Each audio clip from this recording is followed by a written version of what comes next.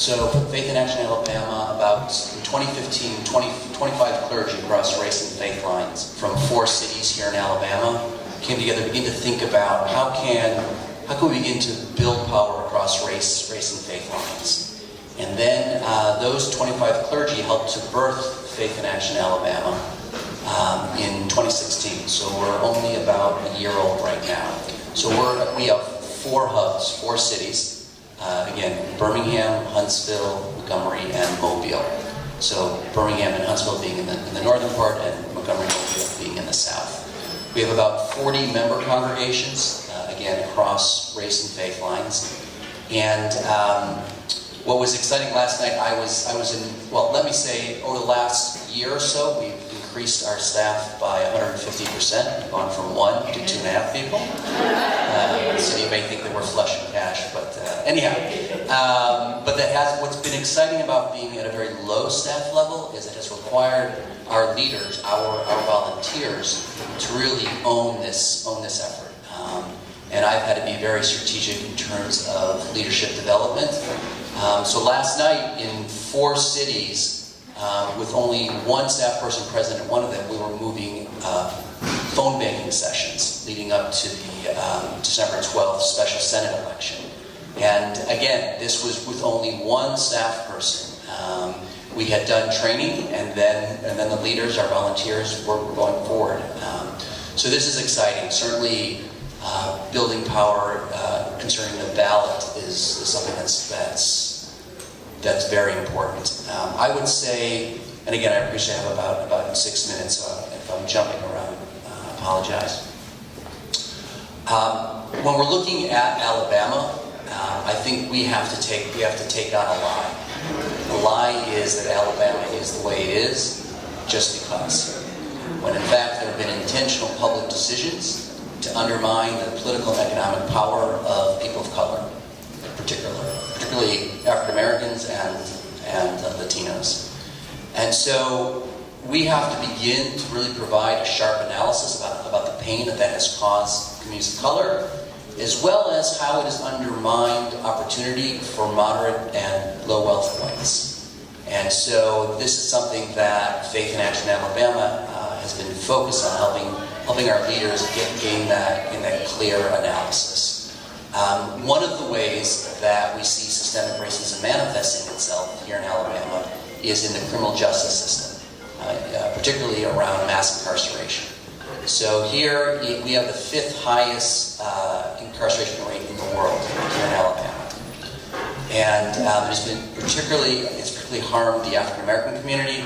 While our African American community is about 26% of our state population, our prison population is 52% or 54%. So, and then of course that has played out. What we know about mass incarceration is it's not by accident that it sprung up only 5 years after 1965, when African Americans gained the legal right to vote, even though they had the moral right forever. So now in Alabama, 15% of African Americans cannot vote.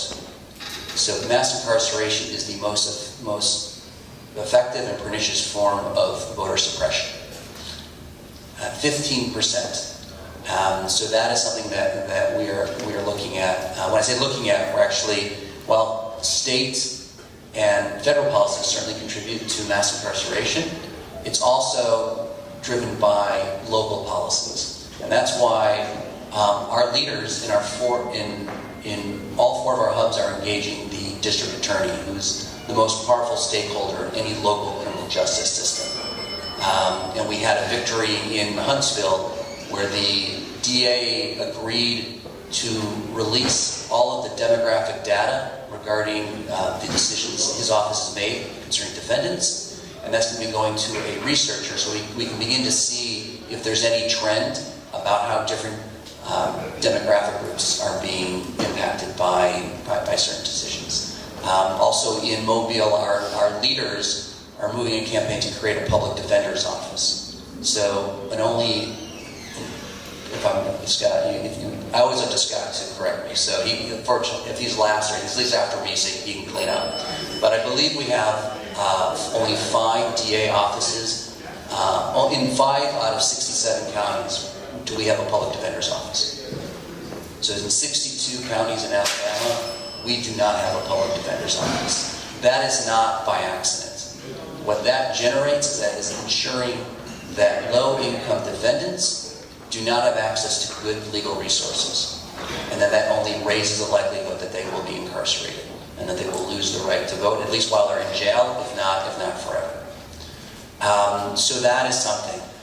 So regarding leadership development, again, Faith in Action Alabama, our power is based on how we're really beginning to develop grassroots leaders. We are 2.5 staff people, 2 organizers. Our goal is to get to the place where we have 4 organizers, or our goal is to have a staff of 11. But right now, I would like to, my next focus is in making sure we have 4 organizers. An organizer in Huntsville, Birmingham, Montgomery, and Mobile. Right now, I am organizing in 3 cities, and we have an organizer in Huntsville. Fortunately, our leaders in the 3 cities that I am are really owning it, but we could strengthen our capacity if we had 4 organizers. We have organizers in each of our hub cities. But again, looking at organizing, it's about how are people reaching out to the community in listening campaigns and hear what is weighing on their hearts. How do our leaders understand how to build and how to move power? When I look at what in Faith in Action Alabama, we're looking 10 years down the road.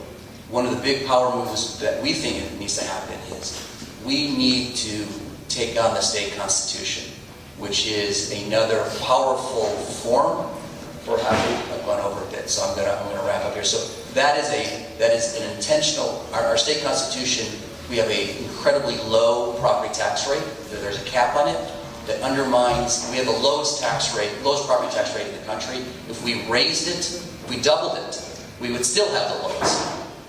And so that undermines revenue that we can raise, we can invest into our safety net, into programs that can create pathways to opportunity. And then, of course, the state constitution also deprives local communities of home rule. And perhaps Scott's going to talk about the minimum wage effort and how that impacts us. The state constitution was devised, if you look at the proceedings in 1901, with the intentional effort. They said, we want to maintain white supremacy. It's not about intuiting. It is said in that fashion. So again, we will only be able to dismantle systemic racism if we build power at the grassroots level.